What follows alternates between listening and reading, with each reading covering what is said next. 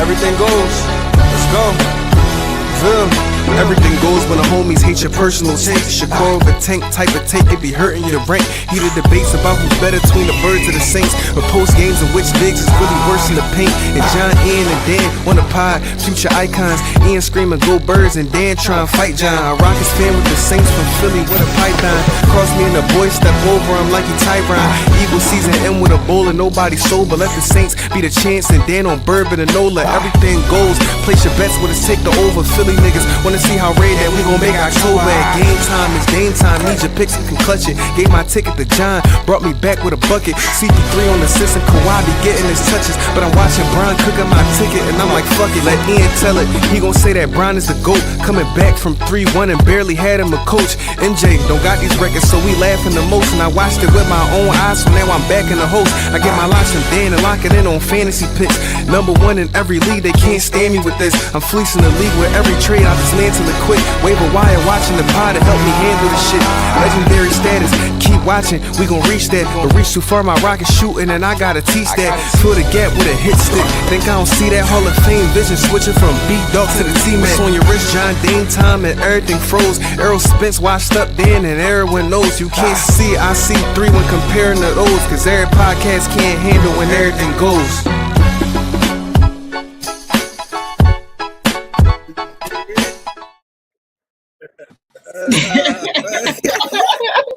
That joke get lit every time. Welcome back to Everything Goes. Today I'm in the studio with my man John. Yo, we back for another EP. Appreciate everybody tapping in, and that's gonna tap in, man. Got a good EP today. You already know. Don't forget to hit that like and subscribe button. Your support is very much appreciated. Before we jump into our games and topics for today, you already know we got to start with some breaking news. We switching it up today, starting with the ladies. The WNBA, they signed the new CBA. Yep, new CBA. And with this new CBA, it will improve their salary drastically, starting with a $7 million salary cap, a $1.4 million supermax. The average salary will now jump to $600K, with the new vet minimum being $300K, and then they also get a 20% share of revenue. How you feel about this one, John? I'm feeling great. I think I love it. I love it for the ladies, and it's Women's History Month, so it's perfect time. I'm my timing, but it's great for them. Like, I think it's well deserved considering how far the product has come on a WNBA court.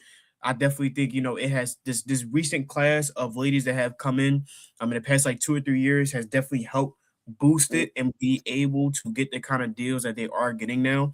And I'm glad because it's just the old CBA was like, dog, you're a professional athlete, but you making the same as like a high tier accountant. Like, you know what I mean? Like mid 6 figures. That's it's crazy when you think about it, like relatively. Like that professional athlete, exactly. Yeah. So congrats to them. Be able to get millions now, and hopefully just also helps them get more partnership too within the WNBA outside of just the CBA, but more.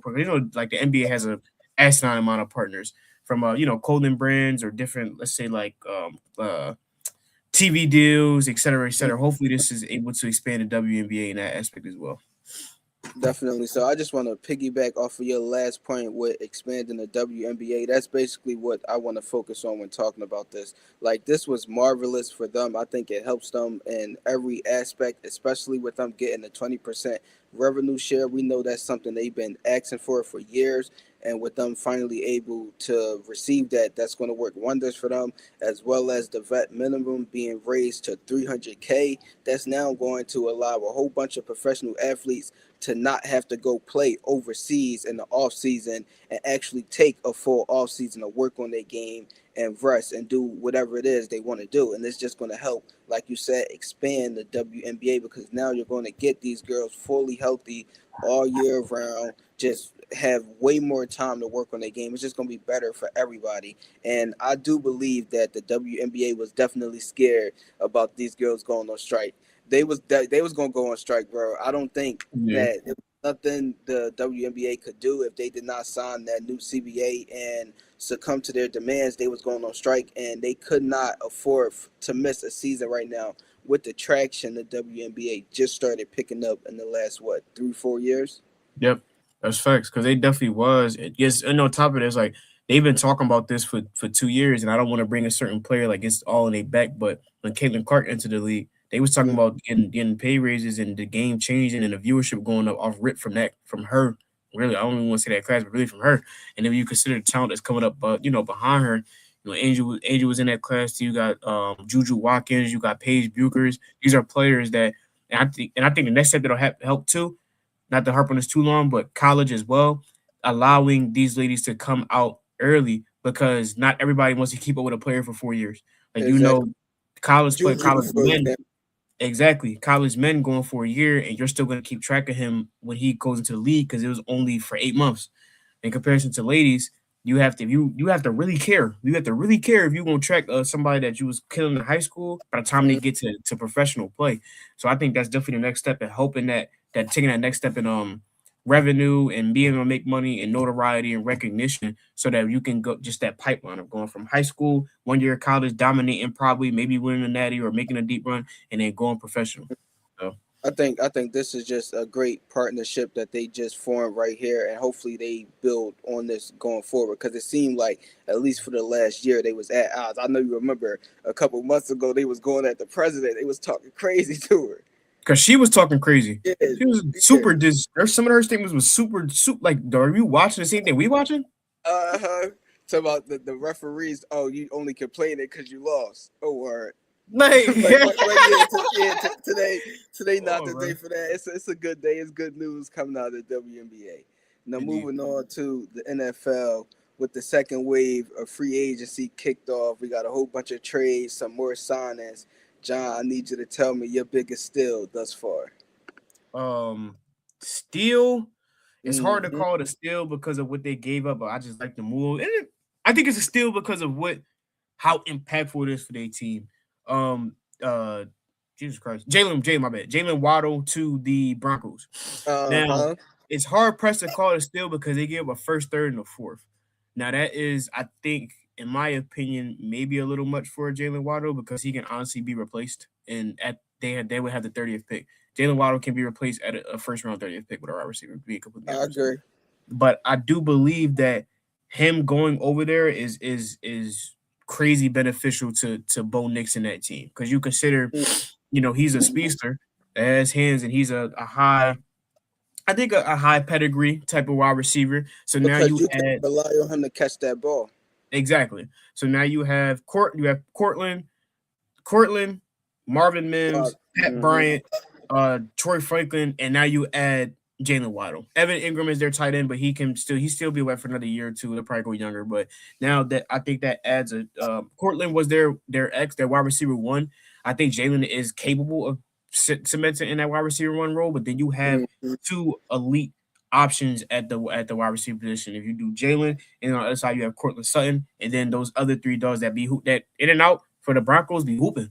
Like any of them has sometimes go for 80 plus yards, and I know that's not world breaking, but for players like this, if you get 75 plus 80 yards, that's a great day. Or 6 catches, that's a great day. So Gotcha. So I'm not mad at that move at all. That was a talk. That was one of my biggest steals. But like you said, they did give up a first, and I still look at Jalen Waddle as, like you said, a high end wide receiver. I just think with Tyreek Hill being over there to talk about him kind of slowed down a little bit. But we forget before Tyreek got there, we looking at like that's the greatest, not the greatest, but that's one of the best wide receiver duos in the league. That yeah, slowly died down because they featured Tyreek so heavily. But yeah, for me, my biggest steal in a is quarterback. also obviously too.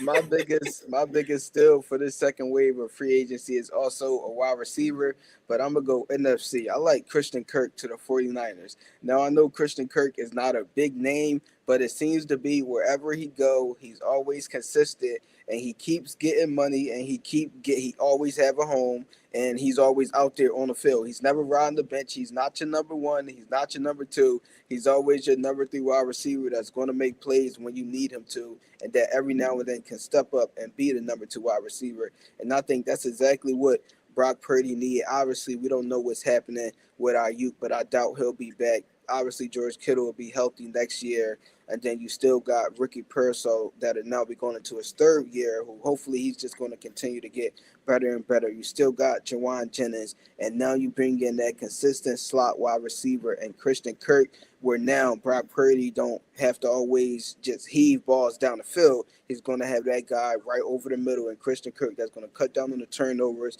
and help the 49ers move the ball down the field efficiently. That was part of their problem last year. It was a lot of big plays, or they moving the ball down the field was a 2-yard run to C-Mac, a 3-yard pass to C-Mac, and then a 6-yard run to C-Mac. Outside of that, they could not really move the ball down the field consistently.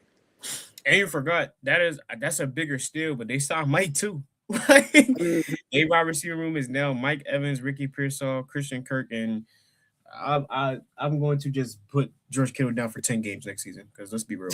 So, and then after that, you got Demarcus Robinson, who cooked the shit out of us in the NFC first round. But they wide receiver room is solid now. I ain't gonna lie. Christian Kirk that's a great answer, Dan. I'm not gonna lie, because he's super solid. Exactly, and you actually right. I did forget about Mike Evans, but I do want to make this one point. I'm not just how you just said George Kittle down for 10 games. I'm gonna put Mike Evans down for 10 games as well, because now that he's getting up there in age, he do seem to get hurt consistently, and I think Mike Evans is now at that point in his career now that the 1,000-yard stretch is over, where he's out there to play a specific role, kind of how what we seen him with the Chargers last year. He's going to make big plays on specific down and distance. He's not going to be. I don't think he's going to be a go-to guy, number one look every single time. Right. I think he can be exactly what Keenan Allen just was this past season in LA. Well. So yeah, moving on to our first topic of today. March Madness is jumping off right now, so that's what we got to talk about. We got some March Madness for you guys today. The question at hand: what player should you guys watch for in March Madness? John, I'm gonna start with you. Who should the fans watch for? So I'm sorry, but I got a couple. I'm gonna start with PG1 AI, Darius Acuff, Junior, bro. He just won today on a calm night. He had 24.7 assists, and like 3 boards on decent efficiency. But he, throughout the course of the season, he has continuously risen his draft stock from not a nobody, but he's a rookie. So I mean, a rookie unknown what he's really gonna be able to do, to he could be a top 5 pick if somebody that after those first 3 go, and he could be 4, 5, or 6. But he's just dominant, bro. Like this SEC run that they just had, he dropped 30 on Vandy in the chip. He dropped 40 against Oklahoma in the first round. He be going crazy, and he's a pro. Like his vision is just nuts. Like I think he'll be able to take him in the squad. This squad does. He's a player. He's definitely a player to watch, because he's exciting for. I guess people that don't really, not to say you don't like, but prefer people guards that play a little bit more on the ground versus high flyers like AJ DeBoster or Zion, where being able to facilitate and put on and people that can appreciate that type of show. Another player to watch out for, very surprisingly, is because their starter got hurt, is Boozer, but not Caden Boozer. Yeah, he was hooping today. But Caden Boozer was a backup because he was a backup, but their starter ended up getting hurt in the tournament. And since he's taken over as a starter the past 3 games, he been hooping. When they played Clemson, he had a dub. When they played in the chip against Virginia, he had a dub. And today he had a dub. And he just makes good decisions, and he's a very consistent player. That's another one. And I'm sorry, but I do have. I ain't gonna do that. I just got 2. Those are my must watch. Those are my must watch. They did 2 guards that are, one is crazy elite, and another is making a name for himself at taking advantage of his opportunity right now in Caden Boozer. So got you. So I'm glad you ended on Caden Boozer. So for me, I got another guard as well. That's in a similar situation, not just him taking advantage of a situation, the team also taking advantage of this situation. So my player to watch out for is Brent Byers. He played for the 31-1 Miami Redhawks of Ohio. Yes, yes, yes. The team that everybody was debating over should they make the tournament or not. Well, they fought for their spot a couple nights ago in the first four, and he had a huge 19 points, scoring majority of those in the second half, hitting 4 threes. He was on fire in that second half. And throughout the season, he averaged 14 points, 4 rebounds, shooting 40% from the 3-point line. So I definitely expect him to show up, and they match up tomorrow night against Tennessee. And I'm definitely calling the upset, and he gonna have a huge night, and he gonna hit a couple of threes. So make sure y'all be on the lookout. He will be balling tomorrow. Yo, ain't that the bad how the 32, the 31 and one team is the ones that are dogs against? I think Tennessee like 21-10 or something like that. Exactly, exactly. But that's a good Like point. that. That's just how college basketball work though. Facts. Mm-hmm. I like that though. Another player I gotta throw him in. This is not a player to watch, but because I think a lot of he still might go number one. AJ, he's currently losing by 4, but everybody got eyes on AJ. I think he's very different. Like he's just very, very different. He is, and he needs to get it together. Yes, his shot making ability though is crazy. He led the country in scoring at 25 as a 6'9" freshman on the squad. That doesn't do him favors a lot of the times. But he is a bucket, and I hope that he pulls his game out of Texas today. So we'll see. Exactly. Moving on to our next game of the day, catch or pass, and our first statement for catch or pass this week. The Nuggets should be concerned going into the postseason. You're your man, John. Joke is my man, but I am going to catch this John because they play very inconsistent basketball, and I think recently they've kind of strung together. They strung together some thorough wins. Like they put a 30 ball on the Sixers. That's not that impressive, but then they lost to the Lakers in a great game.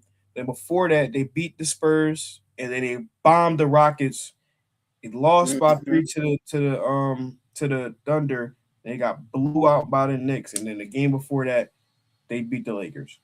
That right there, and I think that's a 7-game sample size, and they lost to Memphis last night, which is embarrassing. Exactly. That cannot happen. But in that 7 or 8 game sample size, that screams to me that y'all are a very inconsistent basketball team, where you're ranging from putting up 125 points to as low as 100 points.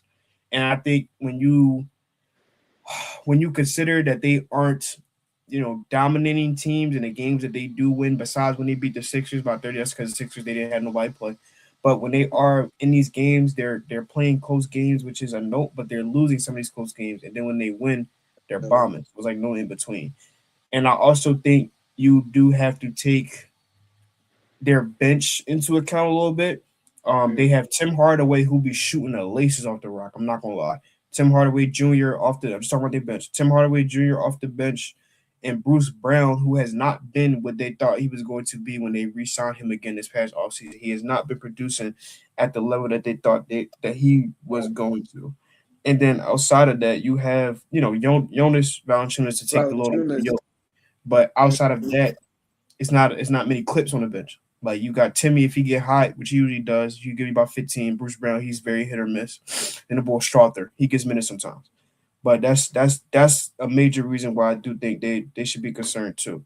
When you consider inconsistent playing basketball and also the lack of bench that it has appeared they have on that squad. Because benches do matter when you get to the postseason. They do. So I'm catching. Got you. So for me, I'm actually shocked that we the opposite on this one. And you know how I feel about Jokic and the Nuggets. But I'm passing on this one. And the reason why I'm passing on this one is for every reason that you just said, but I'm thinking that about every other team they might have to match up with. Because right now they're the 6th seed.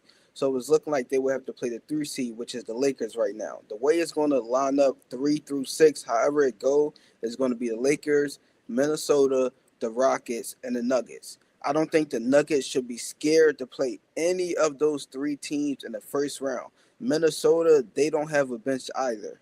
Anthony Edwards, we're still waiting on him to take that next step. Although Minnesota does seem to have the Nuggets number and they did eliminate them in the postseason before, I don't think they should be scared to play Minnesota.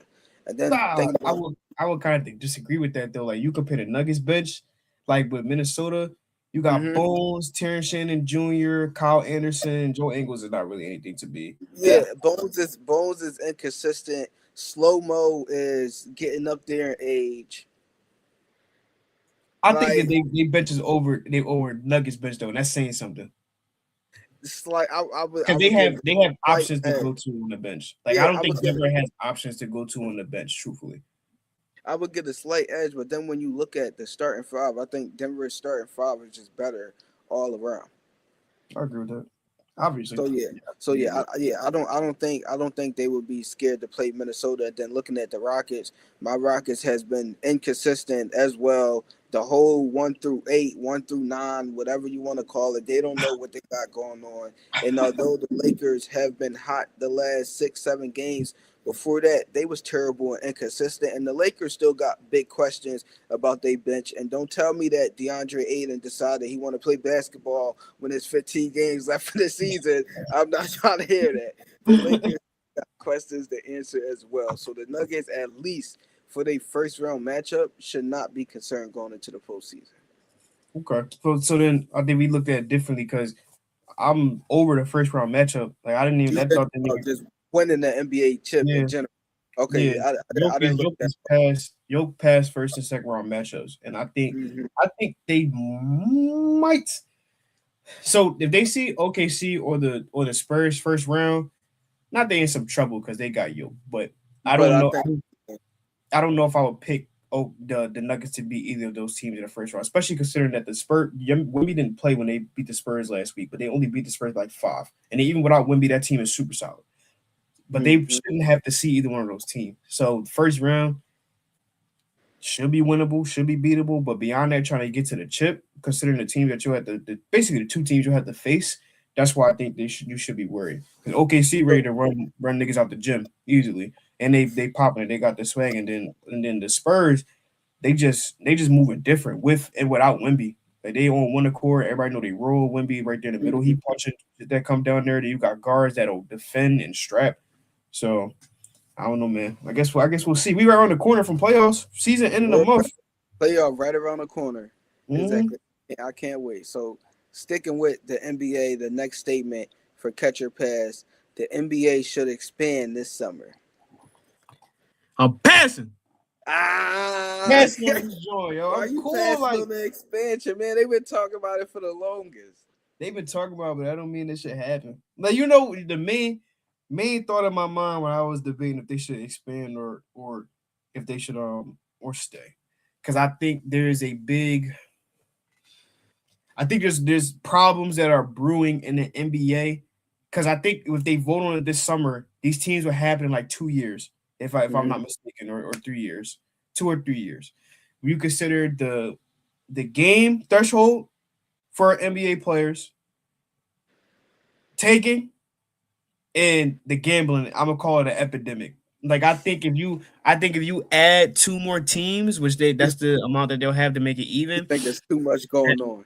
It's too much going on, bro. Like, granted, we as fans, we want to see more teams, but I just don't think besides Vegas. But keeping it being, you can move a team to Vegas, and they really want to do that to boost the gambling epidemic. I don't think there's Mhm. any city in the country that doesn't have an NBA team where I'm like, oh yeah, y'all definitely deserve an NBA team. Most people they say, Seattle, but that's because their team got taken away from them. But Mhm. even still outside of that, it's like I can't think of a city that's like, oh yeah, y'all definitely need a deserve a team, or y'all need a team. So I'm a pass because I just think it's too much going on, and the NBA I don't think needs it. And you consider another I guess issue trying to fix or figure out is All-Star weekend, but that's not a story for another time. But that's another one. You add more players, more teams to that, and it's just like y'all can't even figure out what we got going on right now, or fix some of the stuff that's brewing right now. So I'm gonna definitely pass on this, Joe. Hmm. So for me, John, I guess we just the opposite today. I'm actually gonna catch this, John, and you almost convinced me to change my mind because it is a lot going on. If they put the team in Vegas, you already know it's gonna be a lot of scandals. But the NBA act like that's not what they want, but that's really what they want. It bring ratings. Like, Yep. oh, we don't want you to gamble, but then we're gonna throw it on all the courts, on Yeah. every game, and then we're gonna advertise it during every commercial. Every commercial before and after Exactly. the game, halftime, they got player picks, they got Chuck's picks, Shaq's picks. It Good is lord. exactly. So not saying that they want the players to cheat the game. Obviously, that's not what they want. But they wanna promote the gambling. So I'm sure they're gonna the first place they're gonna look to, like you pointed out, is Vegas and Niggas. Seattle. But yeah, not just those two games. I do think we should expand the NBA a little bit because they already started adding a whole bunch of new stuff to the game. Now you got Eastern Conference MVP, Western Conference MVP. Now you got the NBA Cup. Like these are things that are becoming normal, but literally was nowhere to be found. Now what's the joint? Clutch Player of the Year. Now Yeah, that's an award. that was like Yeah, 3-4 years ago. yeah, all these awards and new things just start coming out, like you said, 3, 4 years ago. So why not add two more new teams to the NBA before it's too late? And what I mean by that is, I think right now is the perfect time with the old generation of players getting ready to hang it up. The LeBron James, the Kevin Durant's, the Steph Curry's, the James Harden, the Russell Westbrooks. In the next 3 or 4 years, majority of those guys will be gone. So now to be a whole new NBA with a new face of the NBA and with a whole bunch of new guys. Why not add two new teams or three new teams, four new teams to the fold? Fair enough. That's just how I look at it. Respect that. I wouldn't be surprised if they did either, because everything about that dollar, but that bottom line, bro. A lot of decisions and Definitely. things that happen are made. It's just because not money grabs, but we gonna make some money off of it. So why would we not do it? So Mm-hmm. if we add in an NBA team or add to an NBA team or moving a team, like I said, to Vegas. Vegas is going to be in Las Vegas. There's going to be a Las Vegas Thunder over the next 2 years of the NBA. That's for sure, because of how much money is going on with this gambling shit right now. Like it's been a problem, but it's just actively getting worse as long as these professional um, sports continue to enable it. So Definitely. So yeah, before we jump into our last topic of today, it's been a lot going on in the boxing world. So you know we got to bring you before the bell. We got I'm to back. talk about we right back with before the bell. The first thing jumping off on our slate today, we got David Benavidez versus Zurdo Ramirez coming in hot on May 2nd. John, who you liking that fight? That's that cruiserweight. Two The Mex- belts on. the Mexican monster, bro. That's what I'm going with. The Mexican monster. I'm going. I And, like. and Go how ahead. you like it, John? Decision or knockout? I go. This Ooh. you not call him monster for no reason. Like, I'm not the biggest Benavidez fan, but I do like Cuz. Like I think he handles himself in a very professional way. Like I feel like Definitely. every time I see him fight, all the interviews that he do, he business. He business and he putting BTA every time. Does he have an L then? I'm not too familiar. I No, don't know. undefeated.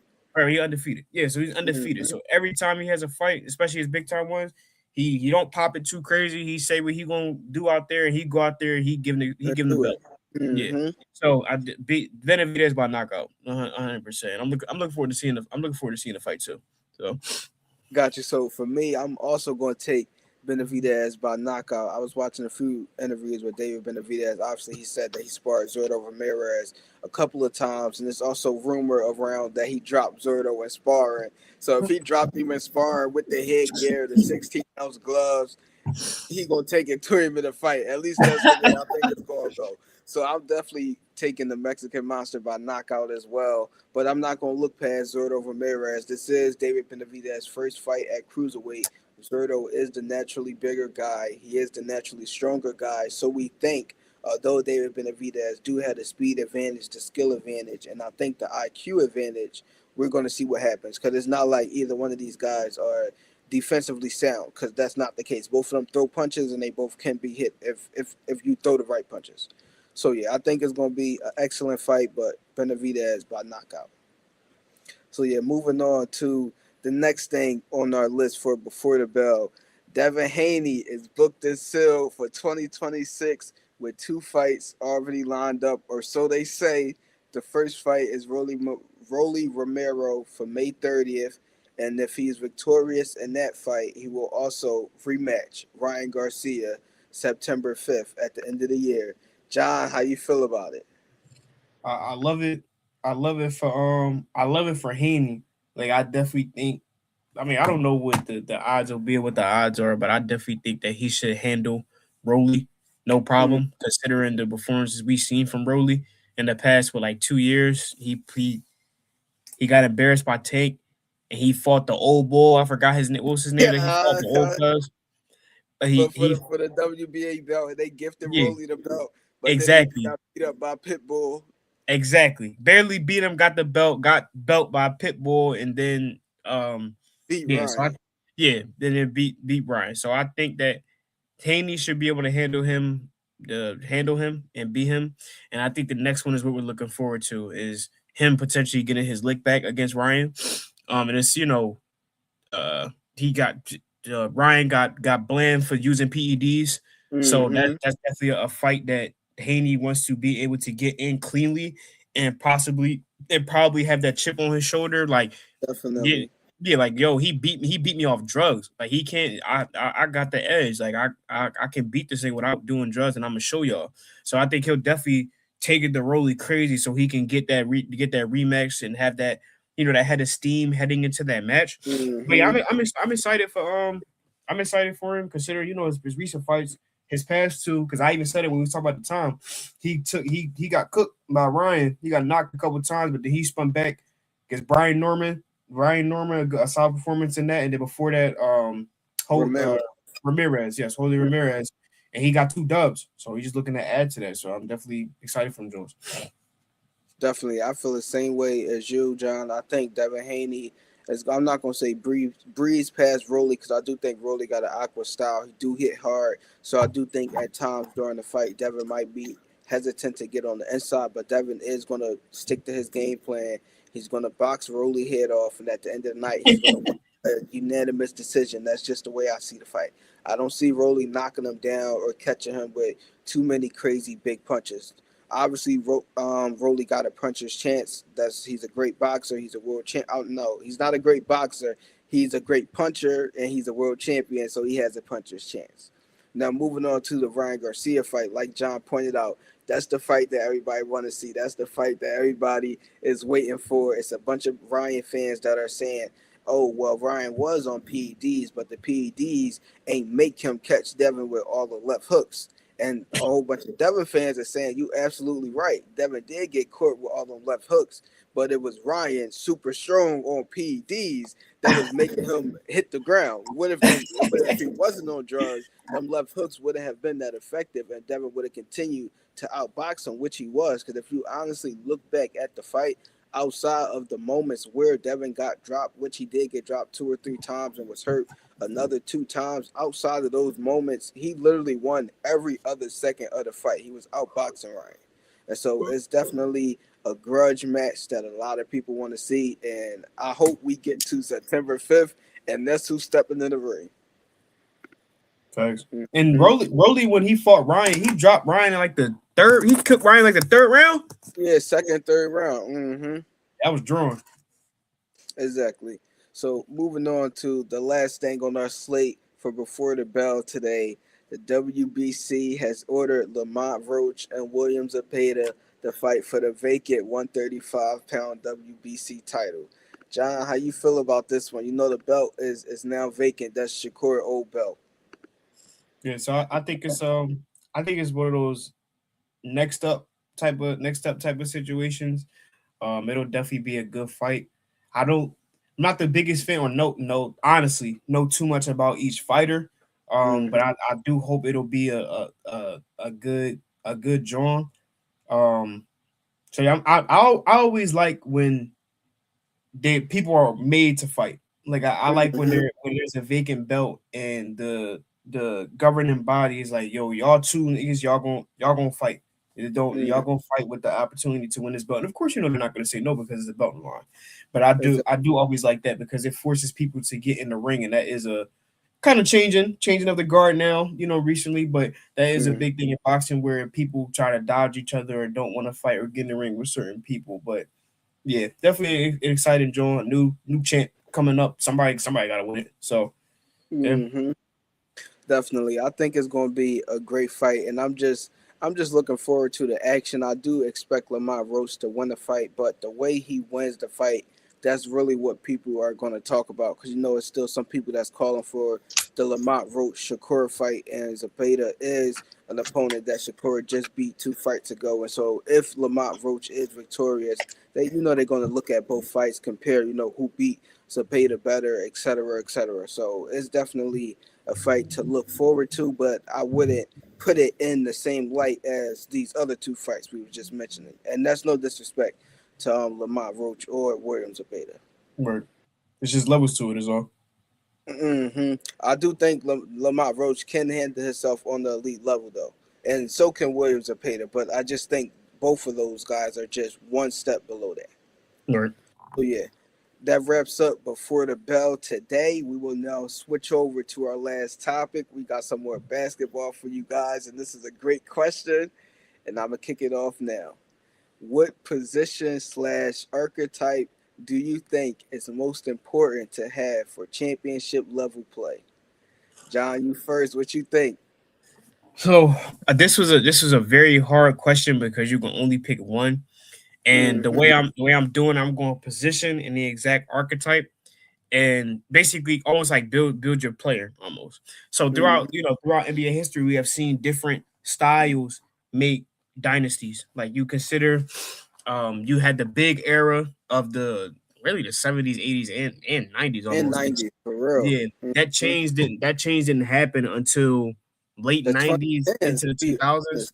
Oh yeah, true. Yeah, because I 2010s. would still say 2000, you still had the White, Timmy Yeah, Davis. I'm tripping. Yeah, I'm tripping. That's true. So that didn't really change until recently. So it gives us, since that did happen, it gives the opportunity to see winning on a different type of level with, a small guard, Steph, and even recently, Shea. He's not small, but he is a guard. So yeah, but I'm gonna start first. I'm choosing the shooting guard position. That's the position I'm starting with, which would be, like secondary, kind of like a scorer type of situation. But I Mhm. think my archetype, if I'm going to compare it to somebody, it will be Klay Thompson. I think that Okay. is kind of the most. That's probably the most important. One of the most important play positions and archetypes to have, because somebody like Clay, people forget he looks very different now. But that defender, the definition of 3 and D, like guys like Trevor Ariza and PJ Tucker and Corey Brewer, like that's scratching the surface of a 3 and D type of player. Clay though, man, he'll give you 60 off 3 dribbles, and he'll drop 50 points in 27 quarters, and on the opposite end, he has the length, 6'5". Clay, I think Clay about 6'5", 6'6". He has the length. Mhm. He can move them puppies, stay in front of anybody. He can guard really the 1 through 4 and give you effort on the 5. And he got the burner. So I think that's probably the most important. Then you consider a lot of these dynasties that have, let's say, their best player is that just so happen to be the center or even the point guard. A lot of these were built on the backs of that too. That you consider. Let's take Shaq and Kobe, right? Kobe is not that 3-point shooter that Clay is, but that wing that could defend and score at a high clip to even Jordan. And if you go even in the present day, you have the dynasty of the Warriors. You got Steph is your best player, but Clay is also on that team, equally as important. And then you Mhm. consider recently chips that we've had, the Nuggets with Yoke, but then you also have Jamal, who is not a defender, but that kind of like 2 guard that got the burner. And then you also have who else recently? That's all the The, examples I can the, give the, right the Bucks, the Bucks with Chris Middleton. now. Yeah. So that's that. I'm going with the two position and like a Clay type of archetype, like that ultimate 3 and D. I think is the most important, probably the most important for championship contention. Got you. So what I will say, I'm not mad at your answer at all, John, but I am a little surprised by your answer. I really am. I don't know why I thought you was gonna go center on this Center? one. Yeah, I thought you was gonna go center on this one. Or No, if you bro. was gonna go 2 guard, I thought you was gonna go like just dominant scorer on 2 guard. But I love what you said. So for me, this one was kind of tough, but just looking at it, I had to go guard as well. But I'm actually going to point guard position. And when I'm looking at the archetype, like you said, the kind of player that I'm comparing my point guard to is a Steve Nash type of a player. A guy that can run the offense, that's going to get everybody involved, but he also know when to shoot the ball, and he can shoot the ball. He can get his own. He can give you 18 points with 10, 11 assists, and can also give you effort on the defensive end. And he's also the coach on the floor. He's a representation of your coach. He can run the offense. He know what to do in every situation. He's ready for the crunch time. He's going to keep the game consistent. He's going to keep everybody calm. He's going to keep the flow. That's what I think you need in the championship level team. And I honestly do believe Steve Nash would have a ring if it wasn't for the Suns having injuries. I think I almost thought you was gonna go to the Steph archetype, leaning that. Um, but a thing for me why I didn't go center too is because I think you can get by without that dominance, like that Jokic, like that dominant center, or that So too. or that Timmy D. Unless what I'm trying to say, you can get by with one side of the ball as a center. So like, let's say you did have somebody that was like this is a bad example, but like a Clint Capella, he's board and he's defense. You can get by with that. Like you can easily get by with that. Or if you had one side of the ball like Yoke, that's an offensive engine, not really doing much on the defensive side of the ball. And in today's game, if we had this podcast like the 2000s, my answer would be vastly different. But right now, definitely, I think you have to have some. And even Devin Booker is not a good example, but there are, because he doesn't play defense. But having somebody that can give you 25, that's why I compared to Clay, 25 to 30, and go on the other side of the ball and lock down. The best player. Yeah, the best player, even like what you said, the most important, being able to make that Steve Nash archetype type of player who somebody like at the 2 guard be guarding uncomfortable. Like if you had you had a Clay, and on the other side you had a Chris Paul in his prime. Clay making that life super difficult for Lob City. Like I think that's why I said that. So gotcha. I'm not mad at your answer at all. I think we both thinking in the right direction, especially with the NBA in today's world. I think, like you said, pointed out, if this was a couple years ago, I think center definitely would have been the favorable answer. And I think if you look at that, honestly, the more important one, if I had to go after my answer, more of a 4. The 6'9", 6'10" kind of everybody that's foaming at the mouth, pause now, that want to get that rim running, can step out, shoot the 3 every once in a while. Basically Giannis, although Giannis can, play the center, but that would be where I would lean. Or Bron. Bron is 6'9", 6'10", that type of point forward, I think is the right type of archetype. That point forward. Over big, over a true center. That would probably be my number 2. Like that type of joint, like a point forward type of situation. I think so too. I think that was the first thing that was on my mind, but then I'm like, no, let me like think deeper into it, and then I think the point guard is slightly more. But like you said, that would be my number 2 as well. Yeah, cause I think with that point forward, if you don't have a point guard like your joint, you just SOL. Honestly. Yeah. Honestly. So yeah, if we don't have anything else, we're gonna wrap it up there today.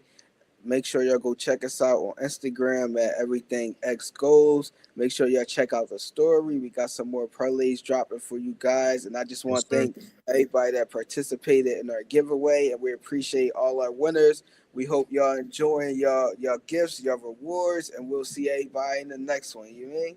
That's facts. We'll definitely be back with the giveaways too. Next time, y'all got to make sure y'all tap in so y'all can have the chance to get in on the rewards. And also a special reward as well. We'll be back to y'all with that.